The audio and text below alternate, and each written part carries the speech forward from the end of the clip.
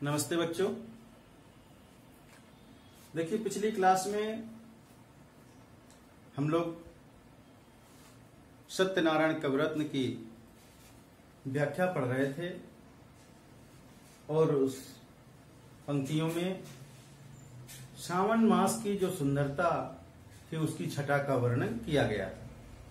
ठीक है, तो उसी क्रम में आगे हम देखते हैं, व्याख्या पढ़ते हैं कि अलबेली कहूं बेली द्रुमन सो लिपिट सुहाई, धोए धोए पातन की अनुपम कमनाई, चातक चली कोयल ललित बोलत मधुरे बोल, कूकी केको कलित कुंजन करत कलोल, निरख घने की छटा।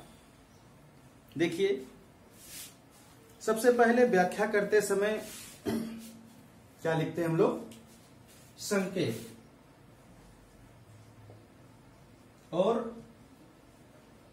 संकेत में क्या लिखते हैं कि जिस पद की, जिन पंक्तियों की आप व्याख्या कर रहे हैं उसका प्रथम शब्द और डाट डाट करके अंतिम शब्द लिखा जाता है, ताकि यह पता चल सके कि आप किन पंक्तियों की, किस काव्य खंड की व्याख्या कर रहे हैं। ठीक है, तो देखिए संकेत में क्या लिखेंगे कि अलबेली कहूं, अलबेली कहूं। ठीक, फिर डाट डाट डाट करके अंत में क्या लिखेंगे? निरख घन की छटा, निरख घन की छटा। ठीक, ये क्या हो गया? संकेत। और संकेत के पश्चात में फिर आता है आपका संदर्भ एवं प्रसंग। ठीक है, तो संदर्भ और प्रसंग में देखिए कि प्रस्तुत काव्य पंक्तियां हमारी पाठ्यपुस्तक ब्रजभाषा काव्य के आधुनिक युग के कवि, जो ब्रजभाषा के कवि हैं, सत्यनारायण कविरत्न द्वारा रचित भ्रमर दूत खंड का विषय उद्धृत है या अवतरित है। और इन पंक्तियों में श्रावण मास के जो प्रकृति की कमनीयता है उसका वर्णन किया गया है। ठीक है, फिर आते हैं आपके क्या? व्याख्या। और व्याख्या के पश्चात में क्या है? विशेष। तो सबसे पहले देखते हैं हम लोग व्याख्या कि अलबेली कहूं बेली द्रुमन सो लिपट सुहाई। देखिए, कुछ कठिन शब्द हैं, उनको भी देख लेते हैं, उनके अर्थ देख लेते हैं। बेली, बेली माने लता, और द्रुमन, द्रुमन मतलब क्या है? वृक्ष, और पातन माने पत्ते। ठीक, और कमनाई माने कमनीयता। ठीक है, और ललित का अर्थ क्या होता है? सुंदर, और कलोल का अर्थ क्या होता है? क्रीड़ा। ठीक है, ये आपके कठिन शब्दों के अर्थ हो गए। अब चलिए देखिए व्याख्या कि अलबेली कहूं बेली द्रुमन सो लिपट सुहाई, धोए धोए पातन की अनुपम कमनाई। कवि कहता है कि कहीं अलबेली लताएं वृक्षों से लिपट करके, अर्थात वृक्षों में चारों तरफ लिपट करके अत्यंत सुशोभित हो रहे हैं, बहुत ही शोभायमान हो रहे हैं। और धोए धोए पातन की अनुपम कमनाई, और वर्षा की बूंदों से धुले हुए पत्तों की कमनीयता बहुत ही अनोखी छटा दे रहे हैं। उनकी जो कमनीयता है वो अनोखी है, अनुपम है। चातक चली कोयल ललित बोलत मधुरे बोल। चातक पक्षी और कोयल मधुर मधुर, सुंदर सुंदर, मीठी मीठी बाणी बोल रहे हैं, मीठे मीठे बोल बोल रहे हैं। कूकी के को कलित कुंजन करत कलोल। और केकी माने क्या होता है? मोर। जो मोर है वो कूकते हुए कूक मतलब कूक रही है, और बादलों की छटा को देखते हुए कुंज माने क्या है, जो बगीचे हैं वहां कुंजों में क्रीड़ा कर रही है, ना नृत्य कर रही है, मतलब क्रीड़ा कर रही है, खेल रही है। ठीक, देखिए दोबारा कि अलबेली कहूं बेली द्रुमनि सो लिपट सोहाई। कवि कहता है कि कहीं अलबेली जो लताएं हैं वो वृक्षों से लिपट करके अत्यंत शोभायमान हो रही हैं, अत्यंत सुशोभित हो रही हैं, सुंदरता प्रदान कर रही हैं। धोए धोए पातन की अनुपम कमनाई। और वर्षा की जब वर्षा हो रही है तो उस वर्षा के बूंदों से धुले हुए पत्तों की जो कमनीयता है वो अनोखी है, अनुपम है। चातक चली कोयल ललित बोलत मधुरे बोल। चातक एक पक्षी होता है, चातक और कोयल मीठे मीठे मधुर मधुर बोल रहे हैं। कोयल की आवाज श्रावण मास में कितनी सुंदर होती है, तो चातक और जो कोयल पक्षी है वो बहुत ही मीठे मीठे मधुर मधुर बोल रहे हैं। कूकी कोई को ललित कुंजन करत कलोल। और केकी मतलब मोर, जो मोर है वो कूकते हुए क्या बादलों की छटा को देख करके, श्रावण मास में जब चारों तरफ आसमान में बादल ही बादल दिखाई देते हैं तो मोर जो है उन बादलों को देख करके कूकती है और उनकी बादलों की छटा को देखते हुए कूकते हुए वो बादलों कुंजों में क्रीड़ा कर रही है, कुंजों में खेल रही है, नृत्य कर रही है। ठीक है, ये आपकी व्याख्या हुई। इसके पश्चात में आता है आपका क्या, विशेष। विशेष में नंबर 1 भाषा ब्रज है और अनुप्रास अलंकार का प्रयोग है। ठीक है, तो ये आपका विशेष हो गया।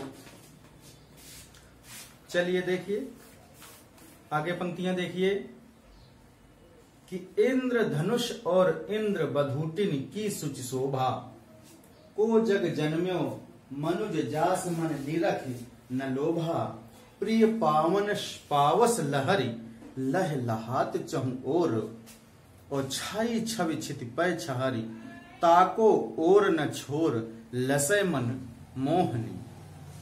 देखिए कितना सुंदर वर्णन किया है सत्यनारायण कविरत्न जी ने। तो सबसे पहले व्याख्या करते समय क्या लिखते हैं, संकेत। तो क्या लिखेंगे संकेत में कि इंद्रधनुष। ठीक है, इंद्रधनुष और डॉट डॉट डॉट करके क्या लिखेंगे, लसय मन मोहनी। क्या, लसय मन मोहिनी। ये आपका क्या हो गया, संकेत। फिर आता है संदर्भ एवं प्रसंग। तो संदर्भ और प्रसंग में क्या लिखेंगे कि प्रस्तुत काव्य पंक्तियां हमारी पाठ्यपुस्तक ब्रजभाषा काव्य के, जो आधुनिक युग के ब्रजभाषा के कवि पंडित सत्यनारायण कविरत्न द्वारा रचित भ्रमर दूत से अवतरित हैं। और इन पंक्तियों में इंद्रधनुष और इंद्रधूटिन की शोभा का वर्णन किया गया है, इनकी शोभा का चित्रण किया गया है। तो ये आपका संदर्भ और प्रसंग के अंतर्गत हो जाएगा। इसके पश्चात फिर आती है आपकी क्या, व्याख्या। तो देखिए वो व्याख्या से पहले कुछ जो कठिन शब्द है उनको भी देख लेते हैं कि सूची। सूची का क्या अर्थ है यहां पर, सुंदर। ठीक, और ताको, ताको माने उसका। ठीक है, और क्षिति, क्षिति का अर्थ है आकाश। और पृथ्वी के स्थल को क्षिति कहते हैं, आकाश और जो पृथ्वी का मिलन है उसको क्या कहते हैं, क्षिति कहते हैं। ठीक है, तो ये आपका कठिन शब्दों के अर्थ हो गए। ठीक, अब चलिए देखिए व्याख्या कि इंद्र धनुष और इंद्र बधूटिन की सुचि शोभा, को जन जन्म्यो मनुज जास मन निरख न लोभा, प्रिय पावन शामन लहरि लह लहात चहु ओर, छाई छवि छिति पै छहरि ताको ओर न छोर, लसय मन मोहनी। देखिए कवि कहता है कि इस संपूर्ण संसार में इंद्र धनुष और इंद्र बधूटिन की सुच शोभा, इस संपूर्ण संसार में पूरे विश्व में शायद ही कोई ऐसा पैदा हुआ हो जिसका मन इंद्र धनुष और इंद्र बधूटिन की शोभा को देख करके लोलुप ना हुआ हो। कवि का कथन है कि इस संपूर्ण संसार में, संपूर्ण विश्व में शायद ही कोई ऐसा पैदा हुआ हो जिसका मन इंद्र धनुष और इंद्र बधूटिन की शोभा का, जो शोभा की छटा है, उसको देख करके लोलुप ना हुआ हो हैं, और को जन जन्मे मनुष्य जास मन निरख न, जिनकी शोभा को देख करके उसका मन लोभित ना हुआ हो।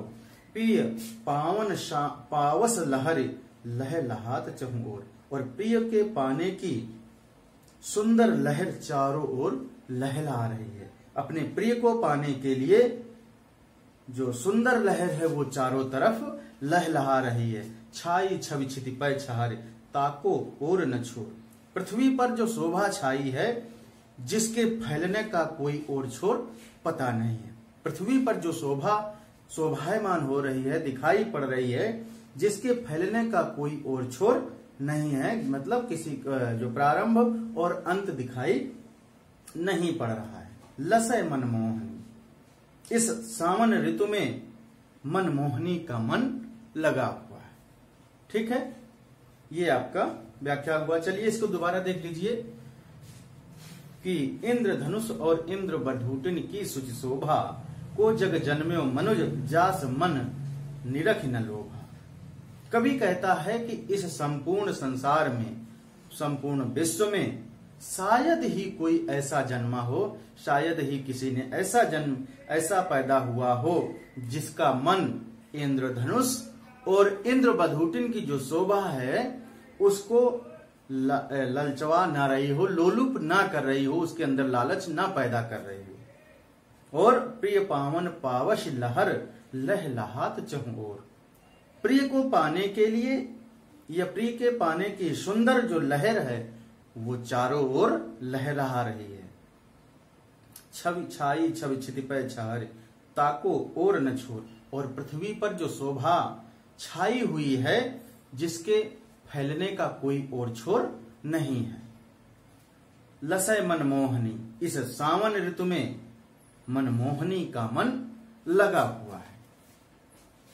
ठीक, ये आपकी व्याख्या हो गई। अब चलिए इसमें विशेष देखिए। विशेष नंबर 1, भाषा ब्रज है और श्रावण ऋतु का या श्रावण ऋतु की सुंदरता का वर्णन है। ठीक, तो ये आपकी व्याख्या हो गई और विशेष हो गया। तो बस आज की क्लास यहीं से समाप्त होती है। अगली क्लास में फिर हम इसी के आगे जो काव्यखंड दिए गए हैं, जो पद दिए गए हैं, उनकी व्याख्या पढ़ेंगे। ठीक है, तो धन्यवाद।